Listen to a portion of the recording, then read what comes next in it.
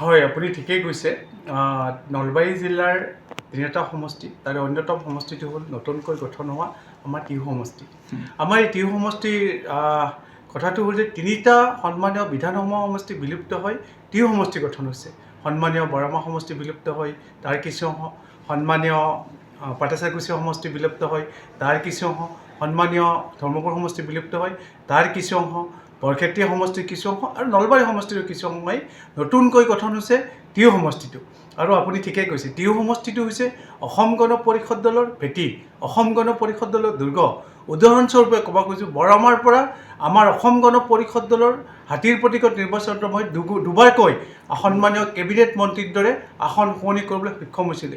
ঠিক একেধৰণে পাটাচাকুচিৰ পৰা আমাৰ সন্মানীয় বিধায়কজনে হাতীৰ প্ৰতীকত নিৰ্বাচনত অৱতীৰ্ণ হৈ জয়যুক্ত হৈ সন্মানীয় কেবিনেট মন্ত্ৰী আসন শুৱনি কৰিবলৈ সক্ষম হৈছিলে।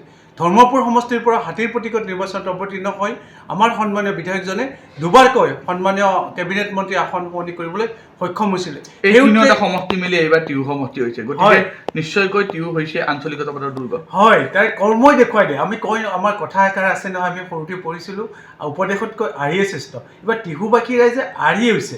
এইকাৰণে আৰি হৈছে যে তিনিওটা সমষ্টিৰ সংমিশ্ৰণৰে গঠিত হৈ টিহু সমষ্টি গঠন হৈছে। আৰু টিহু সমষ্টিটো হৈছে অসম গণ পৰিষদৰ দুৰ্গ, অসম গণ পৰিষদৰ ভেটি।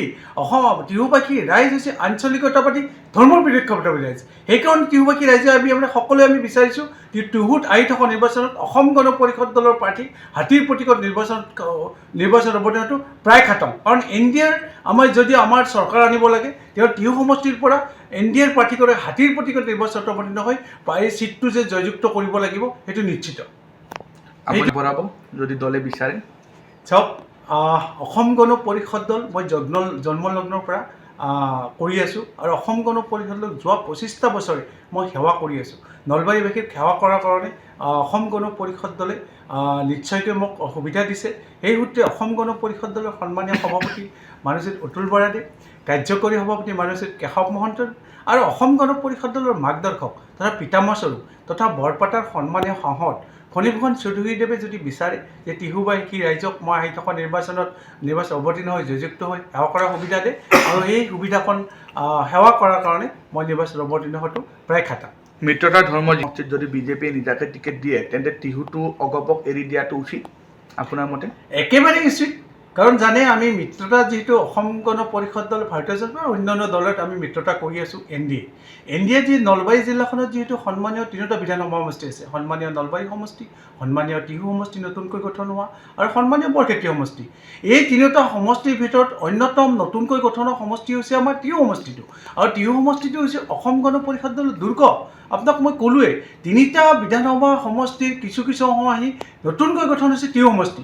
আৰু এই তিনিওটা সমষ্টি যি তিনিটা সমষ্টিৰ পৰা আহিছে, তাত অসম গণ পৰিষদ দলৰ প্ৰাৰ্থী হাতীৰ প্ৰতীকত নিৰ্বাচনত মই জয়যুক্ত হৈ কেবিনেট মন্ত্ৰী হৈছিলে তিনিওটা সমষ্টিৰ পৰা। সেই সূত্ৰে টিহু সমষ্টিটো শক্তিশালী ৰূপত অৱতীৰ্ণ হৈছে আঞ্চলিকতাবাদী ধৰ্মনিৰপেক্ষতাবাদী আঞ্চলিক। সেইকাৰণে মই ভাবোঁ আহি থকা নিৰ্বাচনত 2026 চনৰ নিৰ্বাচনত যদি NDA প্ৰাৰ্থী হাতীৰ প্ৰতীকত টিহুত অৱতীৰ্ণ হয়, তেওঁ জয়যুক্ত হোৱাটো নিশ্চিত। যথেষ্ট নিশ্চয়কৈ এইবাৰ আঁতৰিব। কাৰণ আমি জানে আপোনাক আমি ক'লোৱে, মিত্ৰতাৰ ধৰ্ম অক্ষুণ্ণ ৰাখি আমি NDA প্ৰাৰ্থীকেইগৰাকীক তিনিওগৰাকীক জয়যুক্ত কৰাৰ কাৰণে আমাৰ দলীয় কৰ্মকৰ্তাসকলে আমি সকলোৱেও যথেষ্ট কষ্ট কৰি আমি এই দুবাৰ 2016 চনৰ পৰা 2021 চনলৈ তেখেতসকলক আমি জয়যুক্ত কৰিছোঁ।